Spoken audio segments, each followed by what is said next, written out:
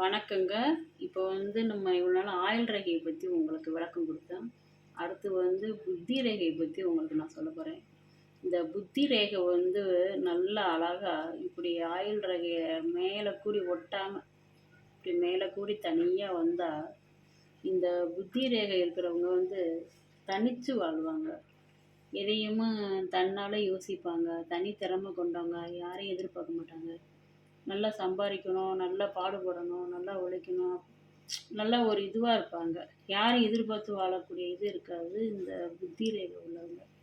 அதனால இந்த புத்தி ரேகை இப்படி ஆயுள் ரேகையோட ஒட்டாம தனியா இருக்குது அப்படின்னா, அவங்க சில சாதனைகள்லாம் நல்லா வெற்றியா பெறுவாங்க. நல்லா செல்வாக்காவும் இருப்பாங்க. காசு பணத்துக்கெல்லாம் குறை இருக்காது. எல்லாமே நல்லாயிருக்கும். ஆனா இவங்களுக்கு பார்த்தீங்கன்னா, எல்லாரும் இவங்க வாழ்க்கை அவ்வளோ ஒத்து போகாதுங்க.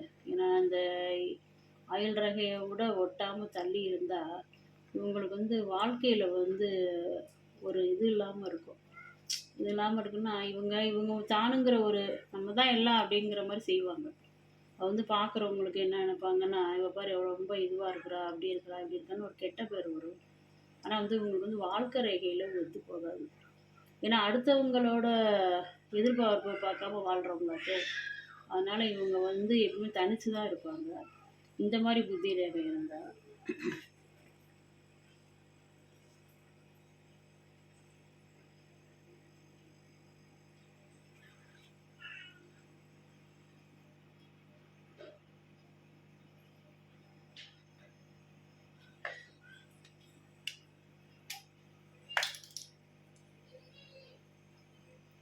இந்த மாரி ஆயுள் ரேகையோட நல்லா இணைஞ்சு இந்த மாரி இப்போ நல்லா இணைஞ்சிருக்கும். இந்த மாரி இணைஞ்சு இந்த மாரி புத்தி ரேகை நல்லா இணைஞ்சு இந்த மாரி போணுச்சுன்னா, இவங்க பார்த்தீங்கன்னா, ஒரு சேர்ந்து எது வேணாலும் செய்யணும், வைக்கணும். இப்படிதான் இருக்கணும். அடுத்த ஆளுங்கள்ட்ட ஐடியா கேட்டு இந்த மாரி தான் இவங்க போய் வாழ்வாங்க. இவங்களுக்கு பார்த்தீங்கன்னா, கணவன் மனைவி ரேகை நல்லா ஒற்றுமையா இருக்கும். சண்டை சச்சரவு எது வந்தாலும் பிரிய மாட்டாங்க. ஏன்னா, அந்த ஆயுள் ரேகையோட சேர்ந்து வருதுல்ல. எதுவா இருந்தாலும் புருஷன்கிட்ட ஒரு ஐடியா கேட்கறது, வைக்கிறது. ஒரு கணவன்கிட்ட ஒரு 4 பேர்ட்ட என்ன பண்ணலாம், ஏது பண்ணலாம் அப்படி கேட்டுட்டு வாழ்வாங்க. இந்த மாரி ஆயுள் ரேகை, புத்தி ரேகை நல்லா இணைஞ்சு போனாங்க.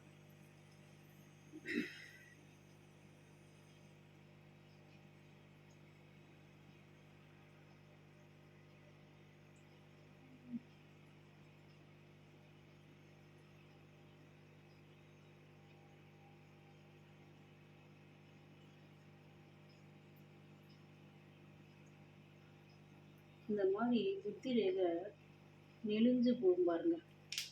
இது ஒரு வகையான புத்தி ரேகை. இது பார்த்தீங்கன்னா, பாம்பு மாரி நெளிஞ்சு போகும். இவங்க எப்படி இருப்பாங்க அப்படின்னா, எப்போ பார்த்தாலும் அடுத்தவங்கள பத்தி பொறாமைப்படுறது.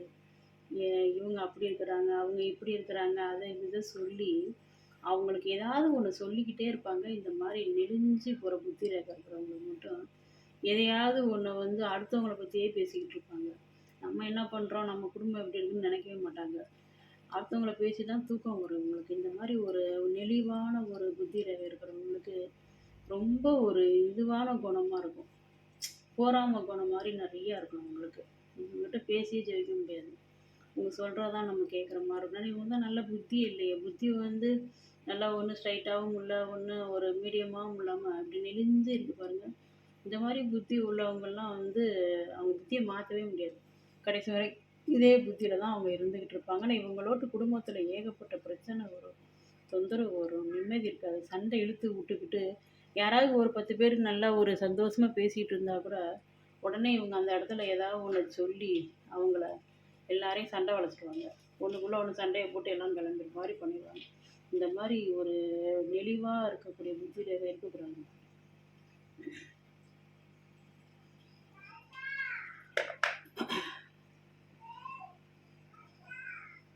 இந்த மாரி புத்தி ரேகை இருக்கக்கூடாது.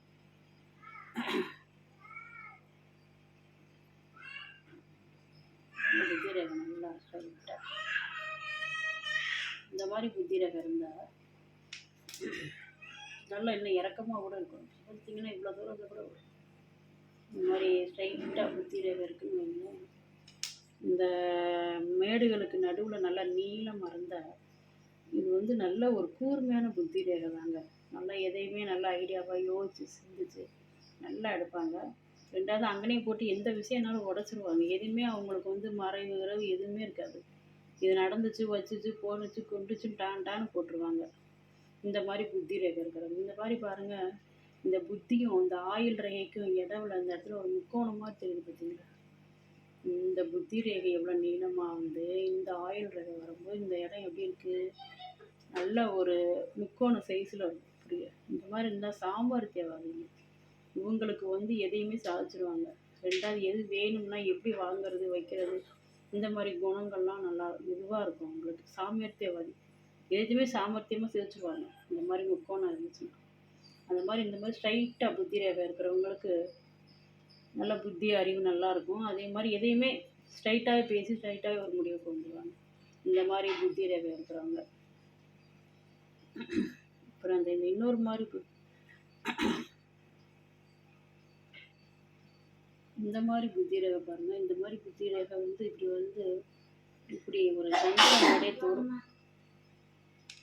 இந்த மாதிரி புத்தி இருக்கிறவங்களுக்கு வந்து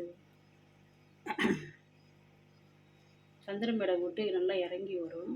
இந்த மாதிரி புத்தி இருக்கிறவங்க வந்து பார்த்தீங்கன்னா அதிகமாக காதலிப்பாங்க. காதலிச்சுட்டு நல்ல பிரச்சனையில் போய் மாட்டிக்கிட்டு இருப்பாங்க. எனக்கு சந்திரமேட்டை ஒட்டி வருது பாருங்கள். ஆனால் இந்த மாதிரி ரேகை இருக்கிறவங்க நல்லா செல்வ செழிப்பாக நல்லா இருப்பாங்க. வசதியாக இருக்கும். ஒரு ஆஃபீஸில் வேலை செய்வாங்க. கை நிறைய பணம் சம்பாதிப்பாங்க. நல்ல ஒரு அதிர்ஷ்டமான ரேகை தான், புத்தி தான் அது. ஆனால் வந்து தேவையில்லாமல் போய் காதல் விஷயம் பெண்கள் விஷயத்தில் அதிகமாக போய் விழுவாங்க. இதனால் விழுந்து அதிகமாக நஷ்டம் அடைவாங்க. காசு பணங்களை இழப்பாங்க. தேவையில்லாத துன்பத்தை விலைக்கு வாங்கின மாதிரி வாங்கிக்குவாங்க. இந்த மாதிரி சந்திரமேட்டில் வந்து புத்தி ரேகை வந்து நேராக ஸ்ட்ரெயிட்டாக சந்திரமேட்டில் நேராக நிற்கிது பாருங்க. இந்த மாதிரியும் புத்தி ரேகை இருக்கிறவங்களுக்கும் செல்வாக்கெல்லாம் நல்லாயிருக்கும். ஆனால் ரொம்ப நல்லா இலகின மனசாக இருப்பாங்க. சீக்கிரமாக போய் காதல் வலை இந்த மாதிரி பொம்பளை விஷயங்களில் போய் சில காதல் விஷயங்களில் போய் பெண்ணாக இருந்தால் ஆண்கள்கிட்ட மாட்டுக்குவாங்க. ஆண்களாக இருந்தால் பெண்கள்கிட்ட போய் காதல் அப்படி இப்படின்னு சொல்லி விழுந்து வீணாக போயிடுவாங்க. ஆனால் இவங்களுக்கு நல்லா செல்வாக்கு நல்லா நிறைஞ்சிருக்குங்க. அதனால வந்து என்ன ஆகுன்னா இவங்க வந்து சில விஷயங்கள்லாம் பார்க்கும்போது சாகிறதுக்கு கூட முயற்சி பண்ணிடுவாங்க. இந்த மாதிரி செவ்வாய் மேடத்தை விடுற மாதிரி புத்தியாக இருக்கிறவங்க ஏன்டா இருக்கிறோம், எல்லோரும் ஏமாத்துறாங்களே நம்மளை அப்படின்ட்டு நல்லா தற்கொலை பண்ணிக்க போகிற அளவுக்கு கூட போவாங்க. இந்த மாதிரி புத்தி ரேகை நல்லா கவுந்து போய் சந்திரமேட்டை விட்டு இருந்தா.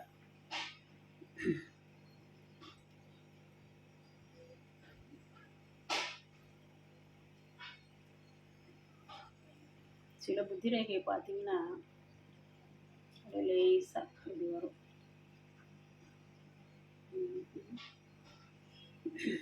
இந்த மாதிரி புத்தி ரேகை இருக்கிறவங்க என்ன பண்ணுவாங்க அப்படின்னா, நம்ம தான் எல்லாத்துலேயுமே ஒரு பெரிய ஆள், நம்ம தான் கரெக்டாக இருக்கிறோம் அப்படின்னு சொல்லிட்டு ஒரு இதுவாகவே இருப்பாங்க. எப்போ பார்த்தாலும் வெடுக்குன்னு பேசிக்கின்னு ஒரு முரட்டு சுபாவ குணமாக எப்படி சொல்கிறேன்னு தெரியல, ஒரு கெட்ட புத்தியிலே இருப்பாங்க. இந்த மாதிரி புத்தி ரேகை வந்து லேசாக இருந்தால் ஒரு இது இல்லாமல் இருக்கு பாருங்கள். இப்படியும் இருக்கக்கூடாது புத்தி ரேகை.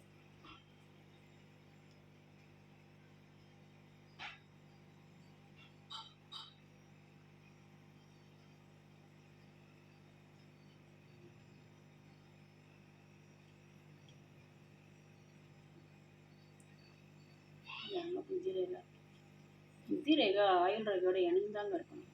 எப்பவுமே வந்து புத்தி ரேகை வந்து தனியாக இருக்கக்கூடாது. இந்த மாதிரி புத்தி ரேகையும் இந்த மாதிரி ஆயுள் ரேகையும் இணைஞ்சு இருந்தால்தான் குடும்பத்துக்கு நல்லது. குடும்பத்தில் கணவன் மனைவியாக இருந்தாலும் சரி, இப்போ பெண்களாக இருந்தாலும் சரி, ஆண்களாக இருந்தாலும் சரி, நல்லா சேர்ந்து வாழ்வாங்க. இந்த மாதிரி தான் இருக்கும்.